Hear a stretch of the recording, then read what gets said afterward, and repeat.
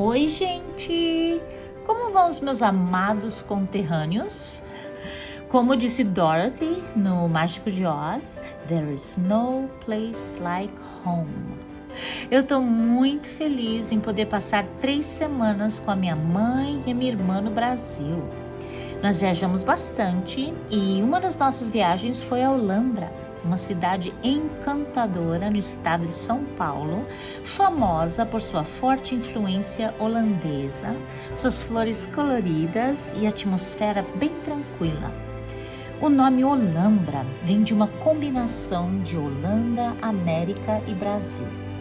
Muitos turistas visitam a cidade para ver seus belos jardins, seus moinhos de vento e plantações de flores. Todo ano, a Olambra tem a Expo Flora, um dos maiores festivais de flores da América Latina. A cidade também é conhecida por seus deliciosos doces ao estilo holandês e pela arquitetura tradicional. Obrigada, povo holandês! E você já esteve em Olambra? Eu adoraria saber quais lugares você visitou e como foi sua experiência. Então, me fala nos comentários abaixo.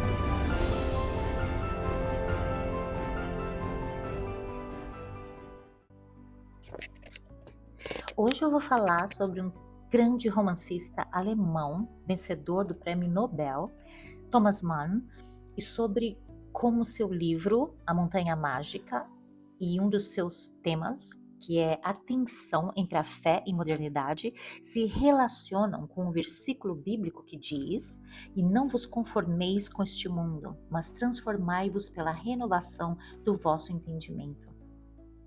Eu li, gente, esse maravilhoso romance décadas atrás, né, quando eu ainda era muito novinha e eu ainda morava no Brasil. E é sobre um jovem chamado Hans Castorp que visita um sanatório para tuberculosos nos Alpes suíços.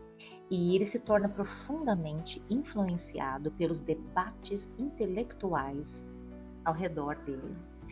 Então, através, de conversas entre diferentes personagens, o livro explora o conflito entre crença religiosa, espiritualidade humana, progresso científico e filosofia secular.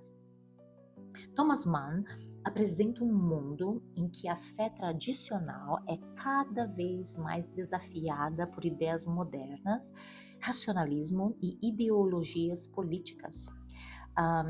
Levantando questões sobre se a humanidade pode preservar o sentido e a direção moral em uma era moldada pela ciência e pela mudança. E essas são questões, pelas quais muitos de nós nos interessamos, né? E uma das coisas que eu acho absolutamente fascinante sobre a Bíblia é que ela aborda os assuntos mais importantes, da condição humana de uma maneira profundamente relevante e atemporal. A Bíblia nunca perde o seu poder ou influência ao falar sobre a nossa natureza, sobre as nossas necessidades e o nosso propósito na vida. E o fato de muitos dos personagens deste livro estarem doentes e em um lugar de recuperação nos torna mais conscientes de como a fraqueza física, especialmente quando a perspectiva da morte se torna iminente, né? Então, eles se tornam. Isso frequentemente abre as pessoas mais à reflexão espiritual. Eu acredito que muitas pessoas desenvolvem uma curiosidade maior sobre o que acontece depois da morte. E, de repente, o seu mundo chega a um ponto, a um ponto de pausa, onde para tudo, né? E aí as pessoas percebem que, embora sempre soubessem que a morte eventualmente chegaria, elas não se sentem preparadas para a morte. E eu acredito que esse sentimento de impotência pode nos atrair para algo ou alguém que transcende a nossa mortalidade. E eu li em em algum lugar uma observação sobre esse tema e afirmando que esse romance, esse livro explora a realidade de um mundo que está passando de um foco na fé e na religião para um mundo científico e moderno. E como nenhum dos dois nos satisfaz completamente. Bom, com relação a isso, né, eu tenho isso a dizer, que a, a visão do mundo centrada na fé não nos satisfaz se a nossa visão for apenas conhecimento intelectual, né? Ou seja, não há conexão pessoal, transformadora e genuína com Deus. Então não há intimidade. E então nós não nos sentimos conhecidos, vistos e compreendidos por Deus. Então realmente não há sensação de satisfação. Mas quando acontece uma conexão genuína com Deus, o mundo faz sentido. Perfeito. E o resultado é a realização de que o sofrimento e a morte física não são desesperadores. Isso acontece porque então nós obtemos a certeza de que o que acontece neste mundo não é aleatório, né? Não é assim por acaso, né? Porque é algo muito perturbador e deprimente, né? O sofrimento sem sentido. Então, né? Acreditar que o sofrimento não tem significado além do seu impacto imediato é se render a uma visão de mundo confinada inteiramente ao momento presente. Né? É uma mentalidade que diz: vamos comer e beber porque amanhã nós morremos.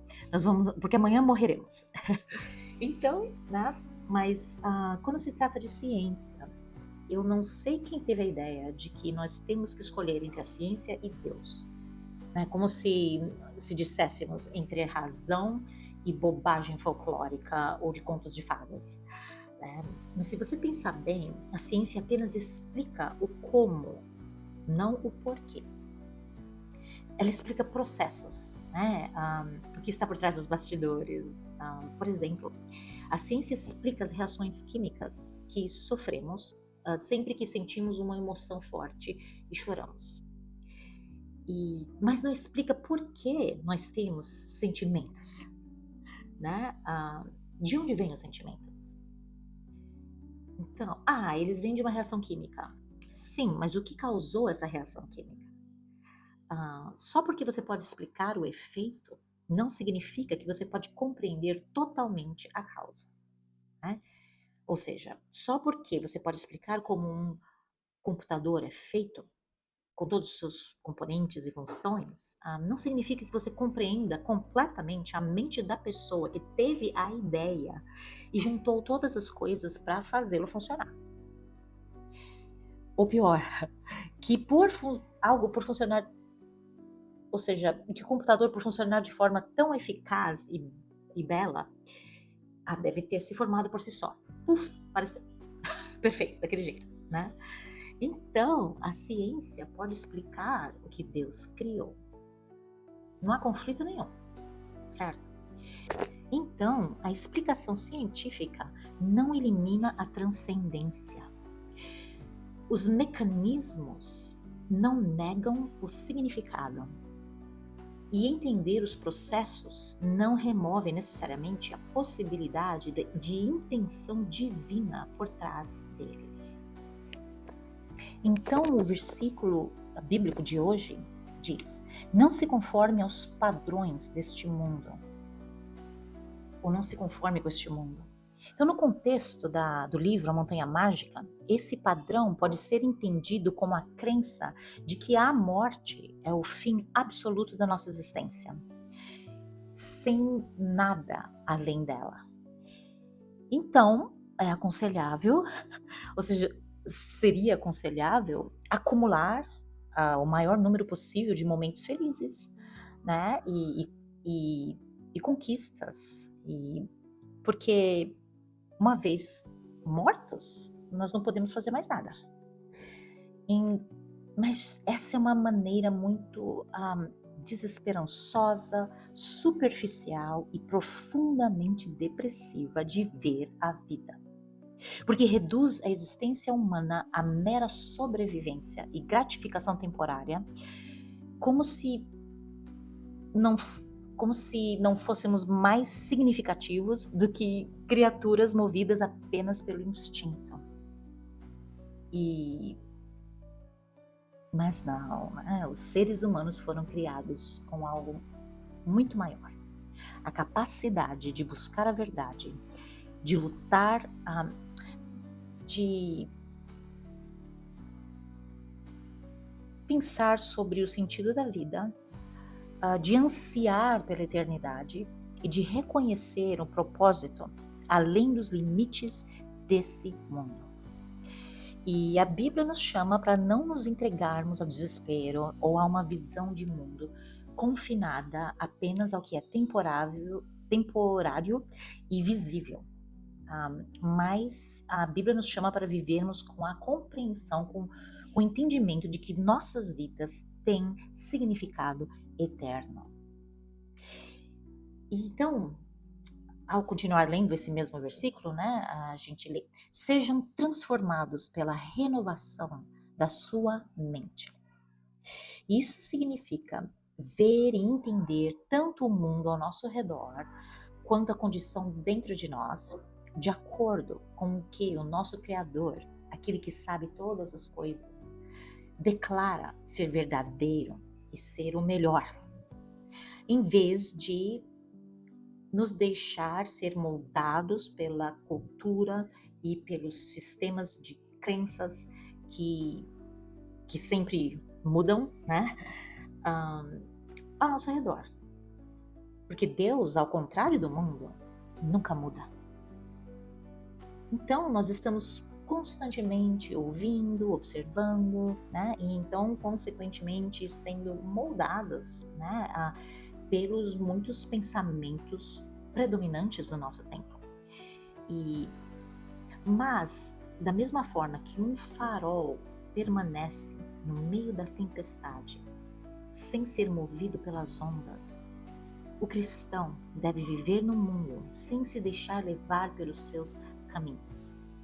Nós permanecemos firmes, inabaláveis, ao caminharmos pela fé e pelo raciocínio guiado por Deus.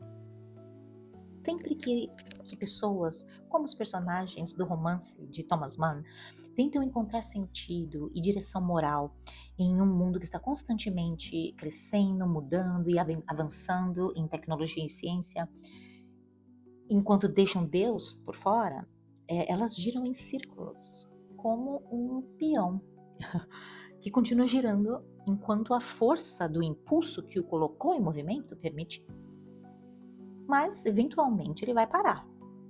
Se não girar rápido o suficiente, ele eventualmente vai cair. Mas, se for colocado em movimento por uma força sobrenatural, e se seguir todas as leis da conservação do momento linear, ou algo do tipo, ele pode girar indefinidamente. Então, a conclusão é: nós podemos tentar editar e revisar as leis perfeitas de Deus, a gente pode rejeitá-las ou até pensar que nós temos leis melhores, porque nós somos muito mais virtuosos e mais inteligentes que o próprio Deus, claro. Mas todas essas coisas acabarão falhando e nos farão cair. Mas as leis de Deus nos colocam em movimento de uma forma tão perfeita que nada é capaz de nos parar. Cristo é o poder sustentador que impede as nossas vidas de desmoronar no caos. Mas o processo de renovação da mente é guiado pelo Espírito Santo. A gente não pode chegar lá por conta própria, né? Mas nós precisamos crer. E essa crença, não apenas da mente, mas também do coração, irá nos levar à decisão de seguir Jesus. E então ele fará tudo mais. Ele fará o resto. E qual é o resultado disso?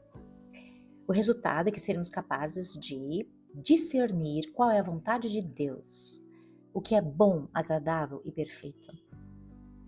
E então, como lemos em Filipenses, nós seremos irrepreensíveis e sinceros, filhos de Deus inculpáveis, no meio de uma geração corrompida e perversa, entre a qual resplandeceis como astros no mundo. Thomas Mann talvez estivesse fazendo a pergunta: podemos transcender a condição humana? A resposta é sim, através de Jesus Cristo, o único caminho.